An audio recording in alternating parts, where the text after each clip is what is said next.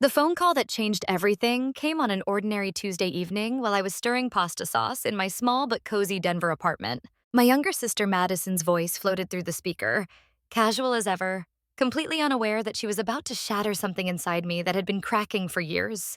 "Oh, you didn't know about the Caribbean cruise?" Her tone dripped with that particular brand of fake concern she'd perfected since high school. "I thought Mom told you. We're all going next month for 10 days. Mom, Dad, me, and Tyler. Someone needs to watch Bella and Cooper while we're gone, though. Mom said she'd ask you since you're so good with them."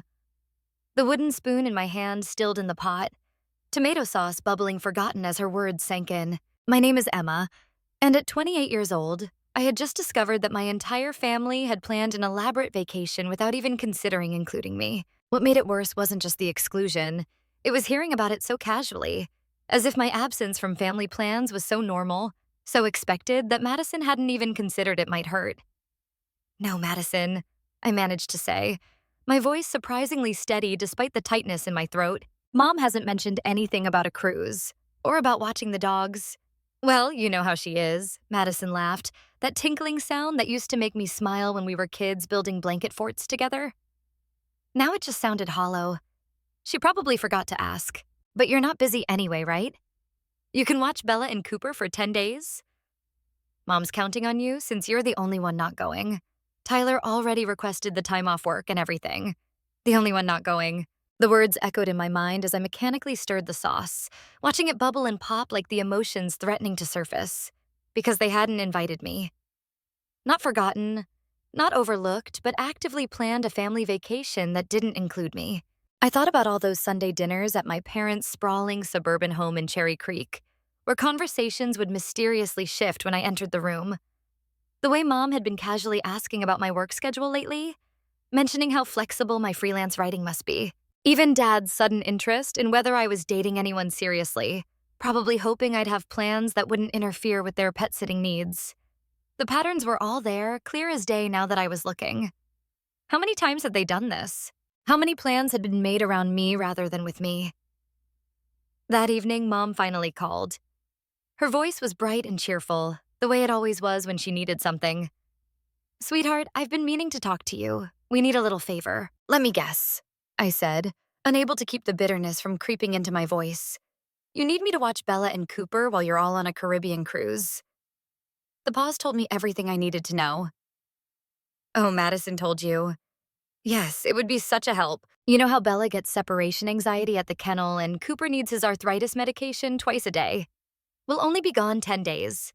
Royal Caribbean has this amazing deal, and Madison found the perfect itinerary with stops in Cozumel and Grand Cayman. Your father is so excited about the snorkeling." I listened as she rattled off details about deck levels and dinner seatings, shore excursions, and spa packages. Not once did she acknowledge that they had excluded me from these plans. Not even a token wish you could come with us, or maybe next time we'll all go together. She spoke about the cruise with the same tone she used to discuss grocery lists, as if my absence from family joy was just another practical matter to be sorted. "The private balcony rooms were already booked when we decided," she continued as if that explained everything. "And you know how Tyler gets seasick, so Madison really needs that outside air. Plus, with the dogs needing care, it works out perfectly." "You're always so responsible with them. So you'll do it?" she asked when I'd been quiet too long. "Your father already told the pet resort we wouldn't need them. You know how he hates spending that money when you're so wonderful with the babies?" Of course he had. My family had always operated this way, making decisions that affected me without bothering to consult me first.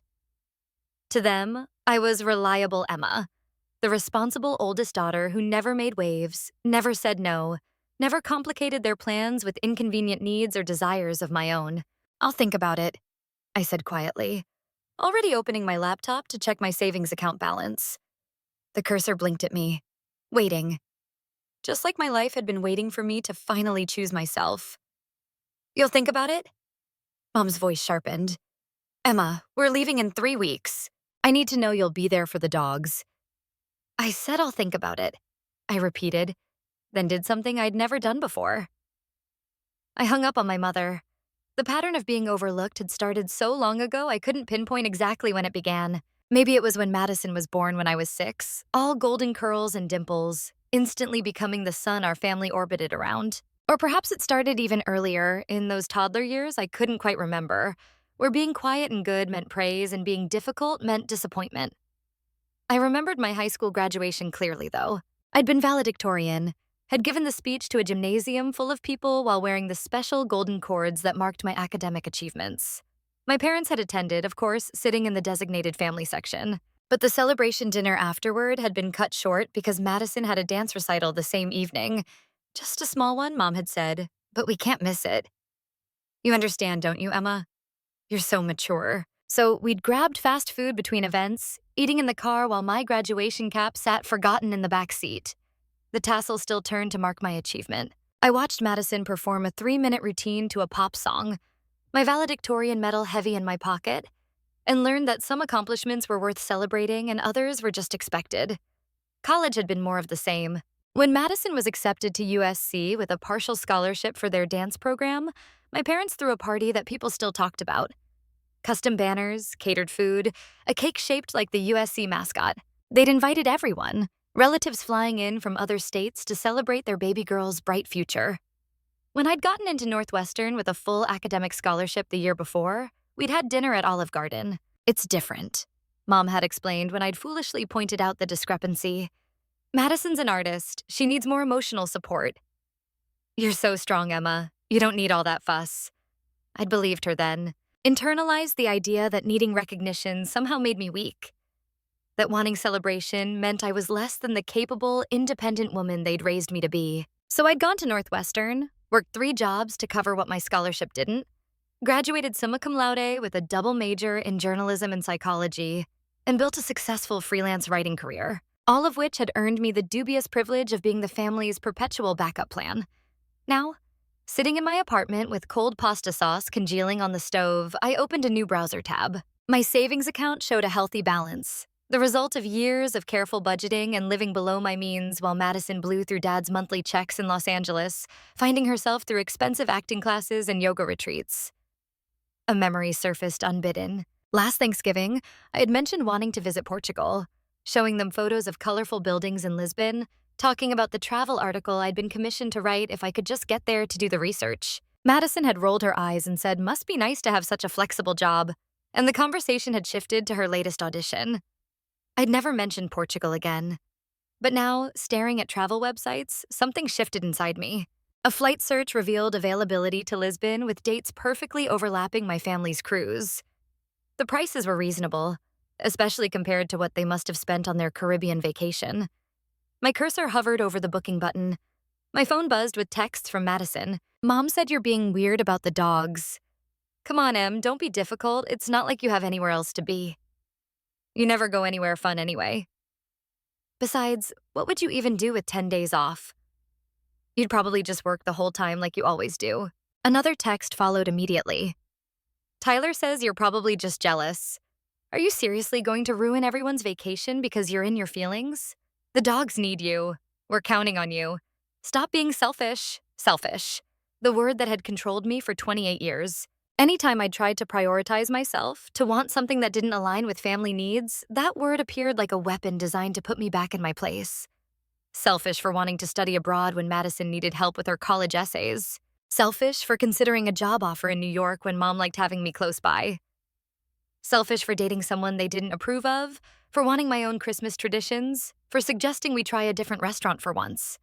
But what was more selfish? Wanting to be included in family plans or assuming someone's time and energy were yours to command?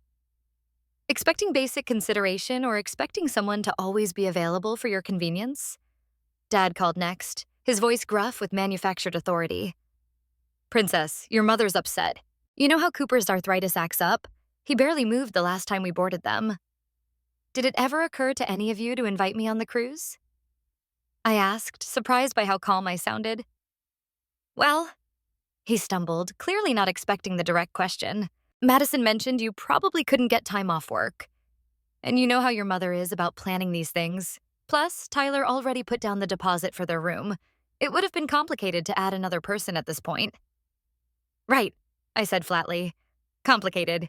Just like it was complicated to come to my college graduation ceremony because Madison had dance team photos that day." "That's not fair, Emma. You know your sister had commitments. And I had achievements, Dad, but those never seemed to count as much as Madison's commitments. The silence on the other end stretched so long I wondered if he'd hung up. When he finally spoke, his voice had lost its edge. Your mother's just worried about the dogs, Princess. You've always been so good with them. I looked at my laptop screen, at the flight to Lisbon waiting to be booked. I thought about all the articles I'd written about places I'd never been, researched through others' experiences because I was always needed somewhere else. I thought about my travel blog that no one in my family had ever read, the photography I'd taught myself but never pursued because weekends were for family obligations. I'll let you know tomorrow, Dad, I said, then clicked purchase on my flight to Portugal. The next morning, my phone was flooded with messages. Mom had sent a dozen texts ranging from guilt trips about Cooper's separation anxiety to reminders about family loyalty. Madison had left several voice messages, each more indignant than the last. Even Tyler, Madison's boyfriend of 2 years who'd somehow warranted a cruise invitation over me, had texted to say I was being dramatic. I ignored them all, focusing instead on booking accommodations in Lisbon, a charming apartment in the Alfama district with traditional tiles and a view of the river. I scheduled a food tour, a photography walk, a day trip to Sintra. For the first time in years, I planned something purely for my own joy. The family group chat exploded when I didn't respond by noon. Madison posted passive-aggressive memes about reliability. Mom sent photos of the dogs looking sad, as if they knew I was abandoning them.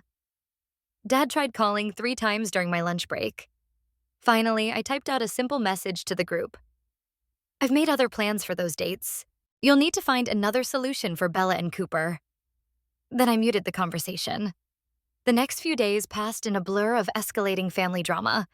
Mom showed up at my apartment unannounced, using her spare key to let herself in while I was working at a coffee shop. I came home to find her sitting on my couch, Bella and Cooper at her feet, photo albums spread across my coffee table. Look at all these memories, she said without preamble, gesturing at pictures of me with the dogs through the years. Remember when we first got Bella? You were the only one who could calm her down during thunderstorms. And Cooper chose you at the shelter. He wouldn't leave your side. I remember, I said, setting down my laptop bag. I also remember missing my college friend's wedding to dog sit when you and Dad went to Madison's dance competition in Vegas. That was different. It was nationals. It's always different when it comes to Madison, isn't it? She closed the album with a snap. I don't know what's gotten into you lately, Emma. This isn't like you at all. No, Mom, this is exactly like me. You just never bothered to notice before because the other me, the one who never said no, the one who always put everyone else first, was more convenient for you. She stood, gathering the dog's leashes with theatrical disappointment. Well, I hope you're happy.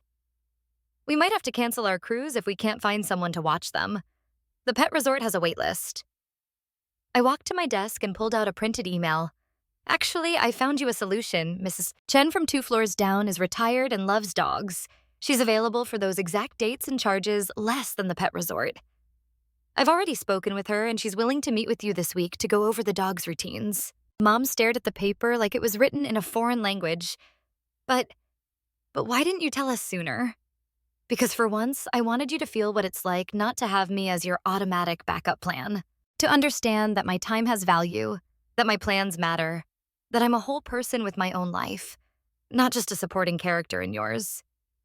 She left without another word, taking the dogs and leaving the photo albums behind like evidence of my betrayal. Madison confronted me at my favorite coffee shop the next day, ambushing me at my usual corner table where I was working on an article about sustainable travel.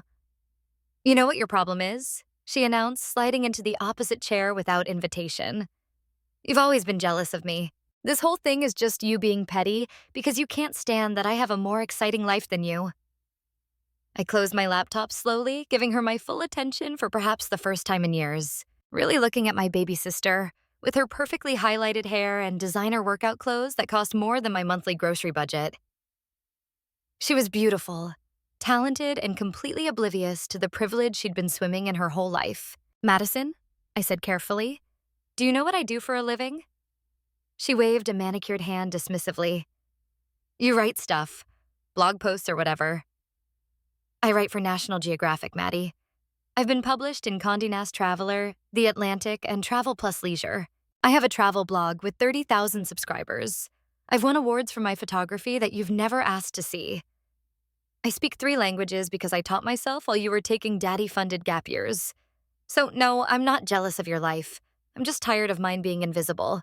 Her mouth opened and closed like a fish gasping for air. But you never told us any of that. I've tried. Remember Christmas dinner when I mentioned the National Geographic assignment? You interrupted to talk about your commercial audition. Remember when I brought my published article to show Dad? He put it aside to watch your dance reel for the 100th time. I stopped trying to share my accomplishments because none of you were interested in hearing them. For the first time since we were children, I saw uncertainty flicker across Madison's face. She fidgeted with her phone, probably desperate to record this conversation for her Instagram story about family drama. I pulled up my blog on my tablet and slid it across to her. This is what I do, Madison. This is who I am when I'm not just Emma who watches the dogs. Maybe you should get to know me sometime. She scrolled through my posts, her expression shifting from skepticism to surprise to something I'd never seen before. Respect, maybe? Or recognition that I existed as more than just her reliable older sister. These photos are incredible, she said quietly. When did you learn to do this? While you were in LA finding yourself, I was here, creating myself. But none of you noticed because it didn't affect your lives directly. She looked up at me then. Really looked at me. And for a moment I saw the little girl who used to beg me to braid her hair for dance class. I didn't know, she said simply. I know you didn't. That's the problem. The week before my departure, the family dynamics shifted into overdrive.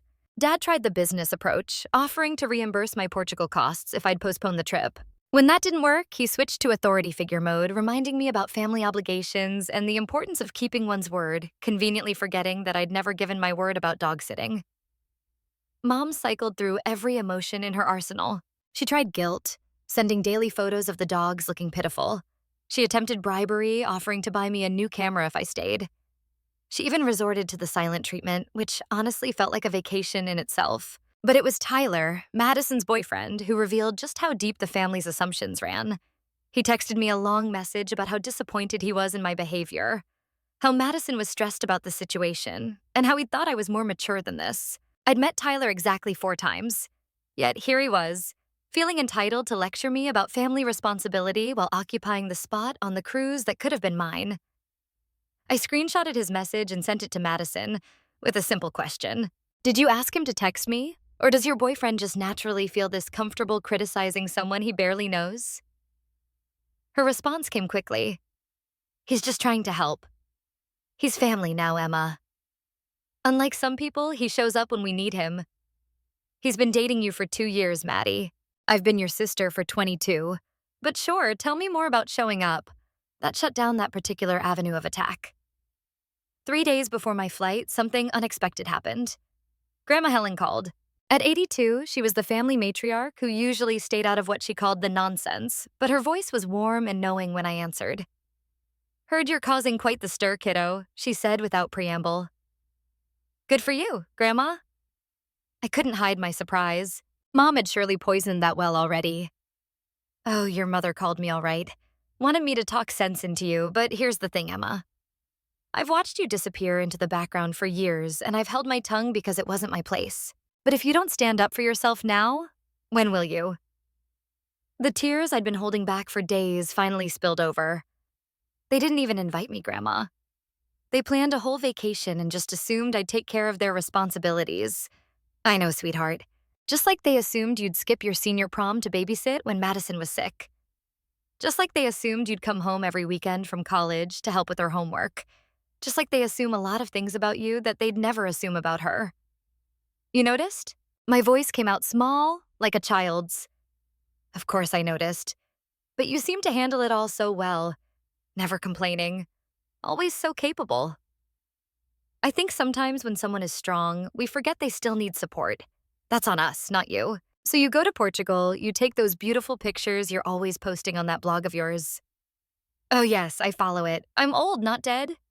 And you remember that saying no to them is saying yes to yourself. After we hung up, I sat in my apartment and cried properly for the first time since this whole mess started.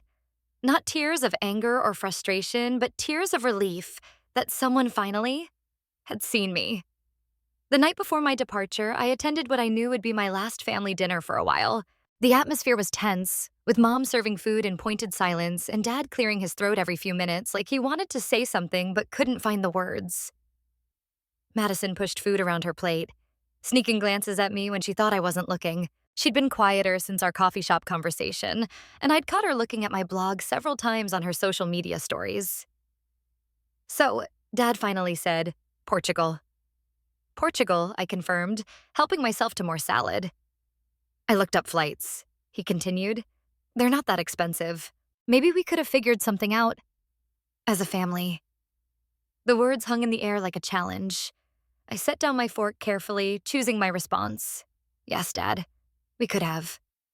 If anyone had thought to include me in the planning, if anyone had asked whether I wanted to join the family vacation instead of assuming I'd be available for dog duty, we could have done a lot of things differently. Mom finally broke her silence. We've always done things this way, Emma. You've never complained before. That's true, I admitted. I've spent 28 years not complaining, not making waves, being the good daughter, the reliable one, the one who never needs anything. And where has that gotten me? Excluded from family vacations and expected to be grateful for the opportunity to serve. That's not how we see it, Madison protested, but her voice lacked its usual conviction. Then how do you see it? I asked genuinely. Because from where I sit, I'm only part of this family when you need something from me. When the dogs need watching. When someone needs a ride to the airport. When you need someone to cover the check because Dad forgot his wallet again. But when it comes to celebrations, vacations, or just being included in the fun parts of being a family, I'm invisible. The silence that followed was deafening. For the first time, they couldn't deflect or dismiss. The evidence was too overwhelming. The pattern too clear. Mom's eyes filled with tears. We never meant to hurt you. I know you didn't, Mom. That's almost worse. You hurt me without even thinking about it because considering my feelings never occurred to you. I've been an afterthought for so long that you forgot I was a whole person. I stood up, gathering my things. My flight's early tomorrow. Mrs. Chen has all the information about the dogs. She's excited to spend time with them. And Dad, that website you were looking at? The flight to Faro is cheaper than Lisbon. Southern Portugal is beautiful this time of year. You should look into it. You know, for next time. If there is a next time. I left them sitting at the table, their cruise plans suddenly feeling less celebratory. That night, I couldn't sleep. I'd spent years perfecting the art of being small, of fitting into whatever space was left over after everyone else had taken theirs. Tomorrow, I would take up space of my own choosing, in a country I'd selected, doing things that brought me joy without considering anyone else's needs first. My phone buzzed with a text from Madison, a link to my latest blog post shared on her Instagram with the caption, "My sister is cooler than your sister. Check out her amazing work." It was a start. The next morning, I arrived at Denver International Airport with a strange mix of excitement and trepidation. I'd traveled before, of course, but always for work. Always with purpose and deadlines. This was different. This was just for me. As I waited in the security line, my phone rang. Mom. I almost didn't answer, but something made me swipe accept. Emma? Her voice was different. Smaller. I couldn't sleep last night. I kept thinking about what you said. About being invisible. I stayed quiet, letting her work through whatever she needed to say. I went through all our photo albums after you left. Do you know what I realized? There are hardly any pictures of just you after Madison was born. You're always in the background, holding her, helping her, watching her. When did I stop seeing you as your own person and start seeing you as Madison's sister? When she was born, probably, I said gently. It's okay, Mom. She needed more attention. I understood that. But you were 6 years old. You needed attention too. You needed... God, Emma, I'm so sorry. We failed you, didn't we? The tears in her voice were real, and for the first time in this whole saga, I felt my anger start to soften. You didn't fail me, Mom. I turned out okay. But yeah, you did forget me sometimes. A lot of times. Will you send pictures from Portugal? Real ones, not just the blog posts. I want to see it through your eyes. Yeah, Mom, I can do that. Have a safe flight, sweetheart. And Emma, I'm proud of you. For all of it. The writing, the photography, but mostly for finally standing up to us. We needed that wake-up call. After we hung up, I sat in the departure lounge and reflected on how much had changed in just 2 weeks. I'd gone from being the invisible daughter to someone my family was finally starting to see. It shouldn't have taken threatening their convenience to get their attention, but sometimes that's what growth looks like. Messy, painful, but necessary. Portugal was everything I dreamed and more. I spent my days wandering through Lisbon's winding streets, photographing colorful tiles and stunning architecture. I ate pastéis de nata for breakfast without guilt, stayed up late listening to fado music in tiny bars, and wrote until my fingers cramped. For the first time in my adult life, I didn't check my phone constantly for family obligations. I posted to my blog when I felt inspired, not on a schedule. I took photos for the joy of capturing beauty, not just for assignments. On my third day, I received an email from Dad with the subject line, "Learning." Inside was a long message about how he'd spent the morning reading through my entire blog, going back years. He'd shared quotes from my articles with his golf buddies, proud of his daughter, the writer. He'd even created his own Instagram account just to follow my work. "I'm in awe of what you've built, Emma," he wrote, "and ashamed that I'm just now discovering it. Your grandmother Helen is teaching me to comment on blogs. Apparently good job isn't sufficient feedback." Who knew? Madison became my most enthusiastic follower, sharing every post with commentary that grew more insightful as the days passed. She started asking questions about composition and lighting, genuinely interested in learning. She even started her own travel fund, inspired by my solo adventure. Mom struggled more with the transition. She sent daily updates about the dogs through Mrs. Chen, who good-naturedly forwarded the endless stream of anxious texts, but gradually those messages evolved. She started asking about my day, my experiences, my thoughts on what I was seeing. She was trying to know me as Emma the person, not just Emma the daughter who solved problems. Halfway through my trip, I received a video message from the three of them on their cruise ship. They looked happy but incomplete, positioned awkwardly like they were leaving space for someone missing. "We wish you were here," Madison said directly to the camera. "It's weird without you." Wrong. "We keep turning to tell you things and you're not there." "Next time we do this right," Dad added. "Family vacations mean the whole family. No assumptions, no exclusions." Mom just waved, still learning how to bridge the gap between us, but trying. Tyler, I noticed, was nowhere to be seen in the video. On my last night in Portugal, I sat at a clifftop restaurant watching the sunset paint the sky in shades of pink and gold. My phone buzzed with notifications, comments on my latest blog post, messages from followers who'd been inspired by my journey, both geographical and emotional. But the message that mattered most came from Grandma Helen. "Proud of you for choosing yourself, kiddo. The family needed shaking up, and you were brave enough to do it. Can't wait to hear all about it when you get home. I'll make sure your mother doesn't monopolize the conversation with dog stories." I laughed, raising my glass of Vinho Verde to the setting sun. Here's to the people who see us, I thought, and to finally seeing ourselves. The return home was easier than I'd expected. I came back changed, more confident in my own worth, less willing to shrink myself for others' comfort. The family dynamics didn't transform overnight, but the shift was noticeable. Mom started asking before making plans that affected me. Dad discovered my articles and became my biggest cheerleader, forwarding my work to everyone he knew. Madison and I developed an actual friendship, built on mutual respect rather than just sibling obligation. 6 months later, when they planned a family trip to Italy, my invitation came first, not as an afterthought. We traveled together, all 4 of us, with everyone's needs considered and valued. I taught them about photography, helped them see beyond tourist snapshots to real moments of beauty and meaning. But the biggest change was in me. I learned that being reliable didn't mean being a doormat, that helping family didn't require sacrificing myself, that saying no to others meant saying yes to my own dreams. My blog grew exponentially after the Portugal series, resonating with thousands of women who'd felt invisible in their own families. The comments section became a support group of sorts, full of stories from other forgotten daughters, overlooked sisters, taken for granted friends. We'd all been taught that our worth lay in our usefulness to others, and we were all learning to redefine that worth on our own terms. Madison even guest posted once, writing about seeing her sister clearly for the first time. It was raw, honest, and showed a maturity I hadn't known she possessed.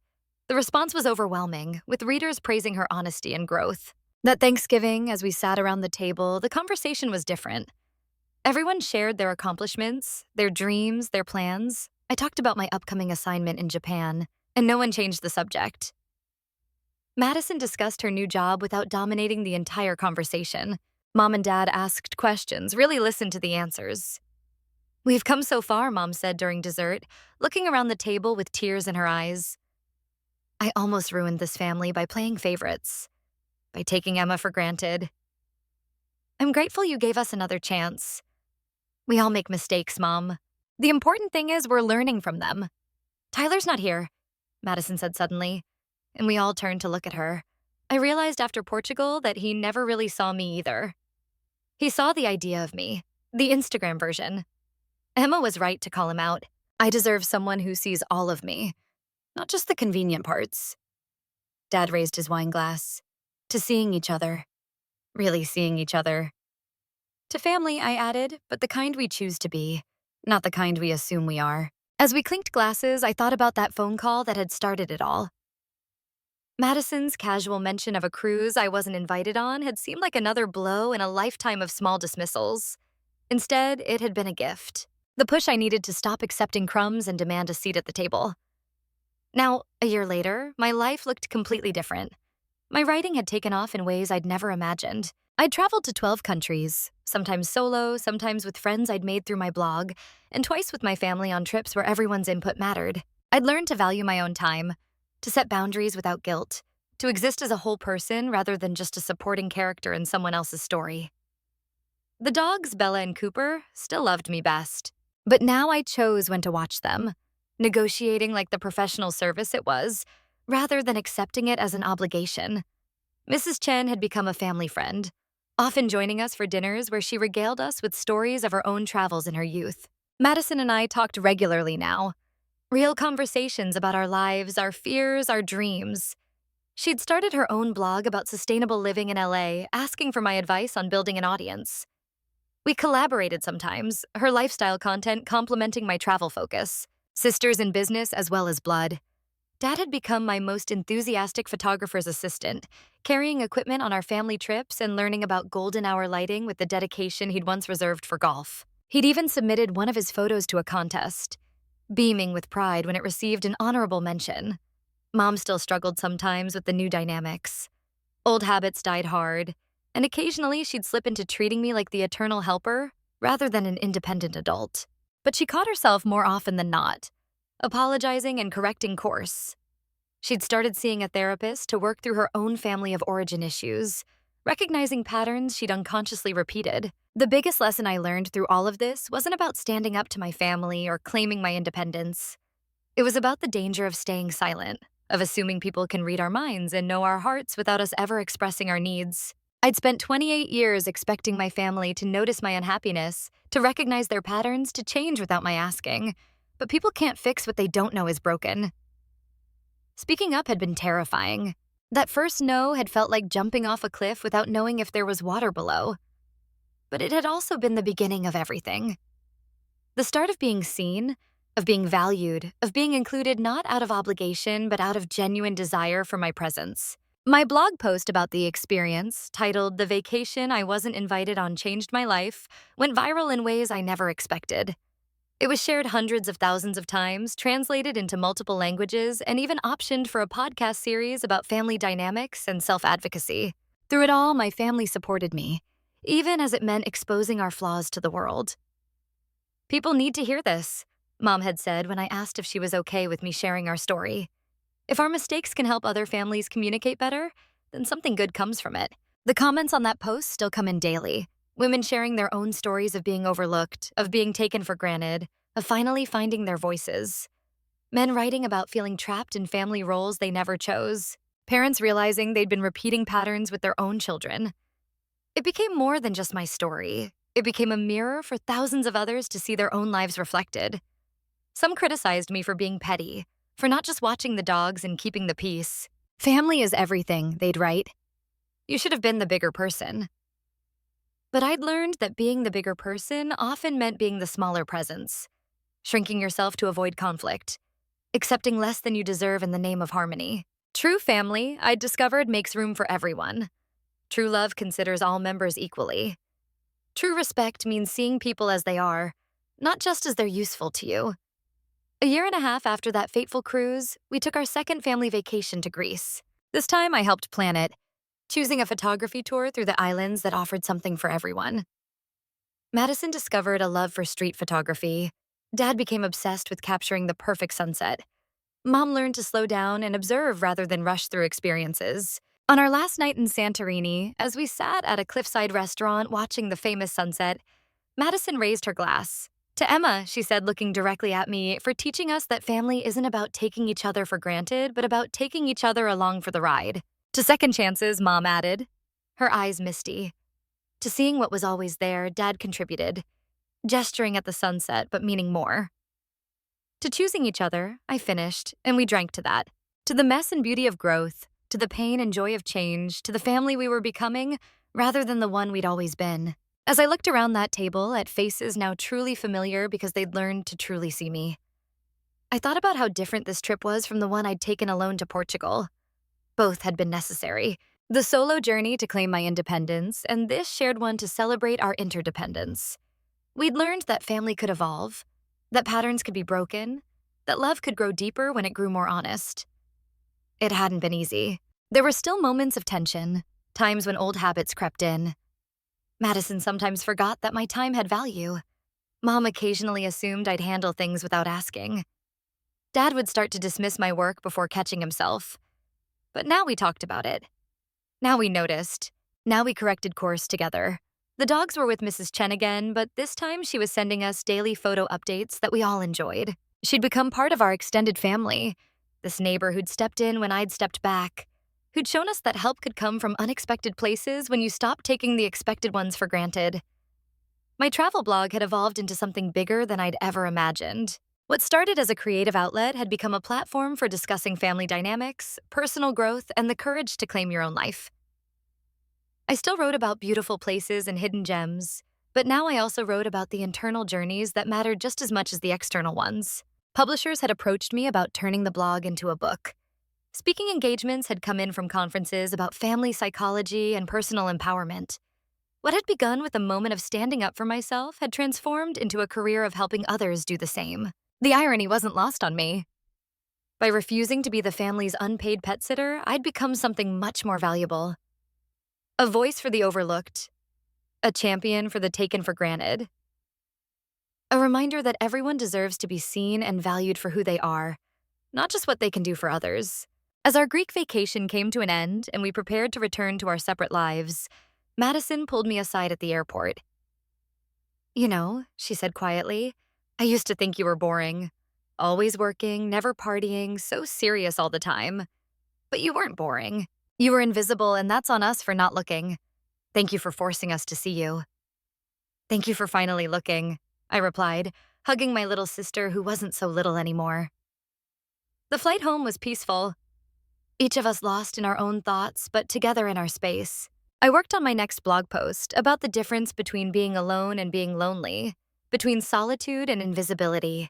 Dad read a photography magazine, occasionally showing me techniques he wanted to try. Mom dozed, her hand occasionally reaching out to pat mine, a new gesture of connection she'd developed. Madison edited her own photos, asking my opinion on composition and storytelling. We'd learned that family wasn't about obligation, but about choice.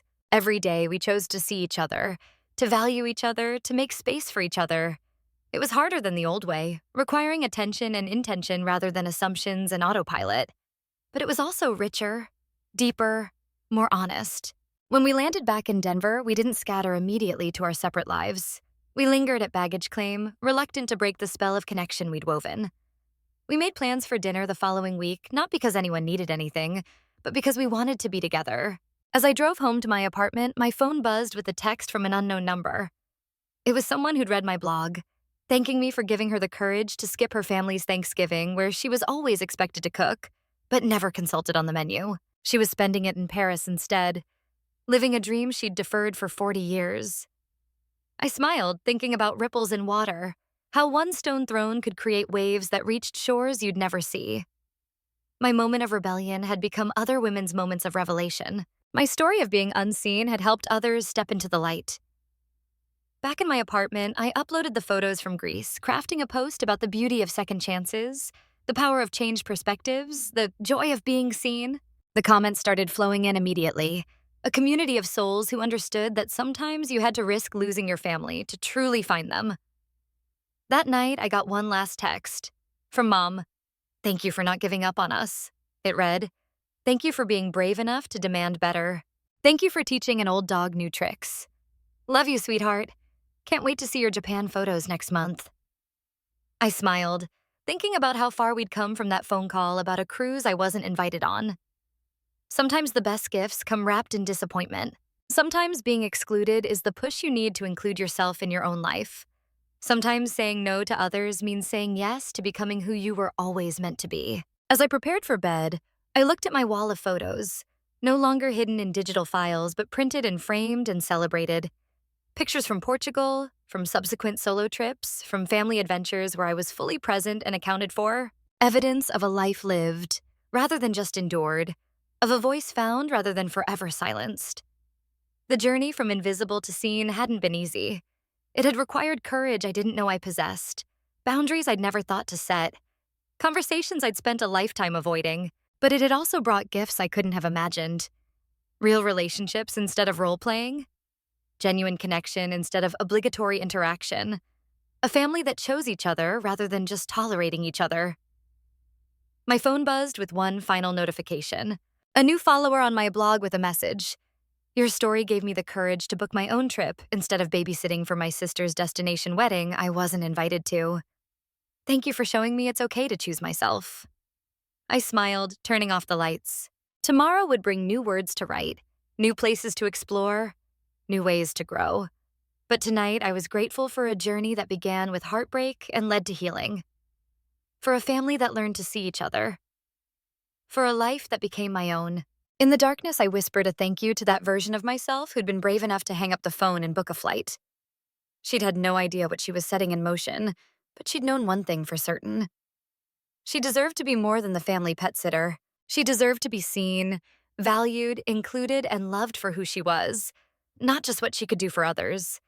And now, finally, she was the end.